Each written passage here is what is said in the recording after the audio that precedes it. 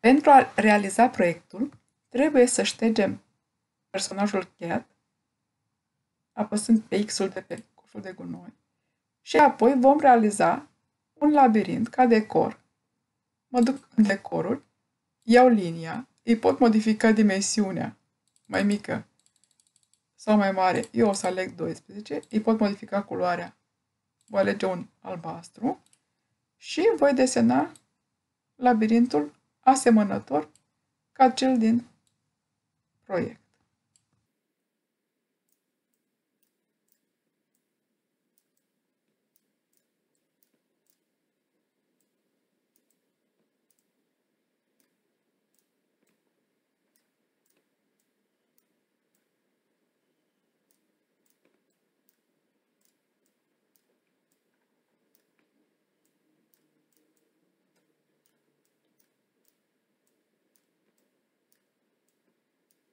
Acum, trebuie să creez personajele Start și Stop.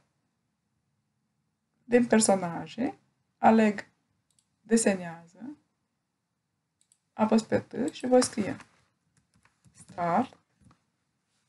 O să schimb culoarea și schimb culoarea în roșu. Și încă un personaj Stop și schimb culoarea în verde eu. Le putem redenumi personajul Start și Stop. Ok. Și trebuie să mai facem un personaj Minge. Aleg bolul pe care îl redenumesc Minge. Și schimb dimensiunea la 80%. Trag de personajul Start și pun la Start, Stop și mingea la Start. Acum trebuie să scriem un script prin care mingea se va deplasa în labirint de la Start la Stop. Deci, când se dă click pe steguleț, mingea să meargă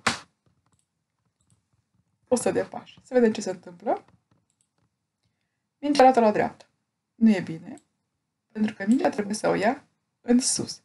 Pentru asta, va trebui să o orientez de la început în direcția în sus. Ok? Am mers bine, da? Acum trebuie să orientez la dreapta. Deci, să orientez la 90 de grade și să mai merg 100 de pași. Ia să vedem ce se întâmplă. O punem iarăși pe poziția inițială. Va trebui și acest lucru să rezolvăm. S-a dus direct în poziția lui. Deci trebuie să rezolvăm 1. Să o aducem tot timpul în poziția inițială de la stop la start când se termină programul. Și atunci trebuie să-i zic la început să meargă în poziția inițială, care este minus 174 plus minus 134. Deci minus 174 minus 134. timpul când îi dau start se va duce la locul ei. Ca să văd că se duce la locul ei, va trebui să dau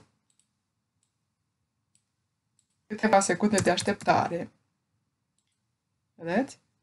Și bineînțeles, ca să văd că face labirintul, va trebui să dau așteptare la fiecare colț. Așa? Câteva secunde. Eu am pus 0,5 secunde. Ok? E mai clar. Trebuie să continuăm pentru fiecare curbă până ajungem la stop. Vom duplica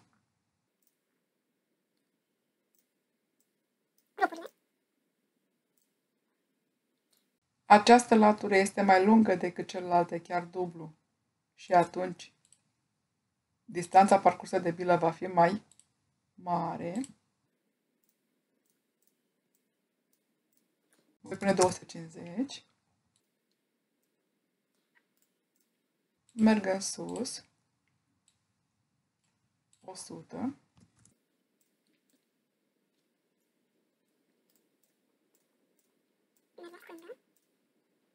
O distanță mai mare, văd. Și pun 100 30.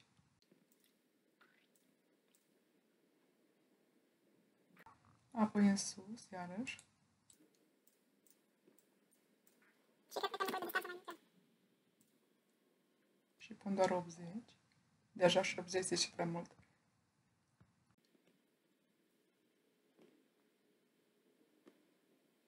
Și aici putem să pun 90. Și aici 60. Așa, 60.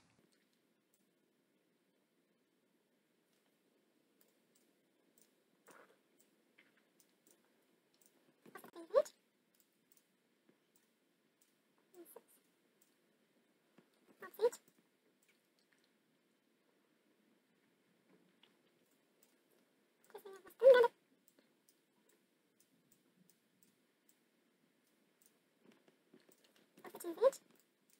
Până jos. 80. La stânga. 100 stric. Este, da? Și ultimul, în sus, 100.